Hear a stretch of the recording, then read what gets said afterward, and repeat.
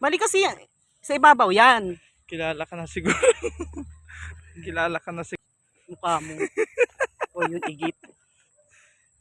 Mga igit. Kamewero. Sarap paglambi-lambitinan. Oh, eh bakit kasi hindi inasikaso, sabi niya. Pinamadali. Tapos Yung nakawan, ha? Saan? Ano, ang putol. Oo nga. Nagtitira pa sila, no? Dahil inuubos na lang nila eh. Nakakasama lang ng loob eh. Nakalawit yung pinagputulan. Pag dudugtugin mo pa, mahihirapan ka pa. At inuubos na nila, oh. Dito kinato. Kaya nga. Sino ba? Huh? Ganda ng ulap, eh. Doon pa doon walang pera.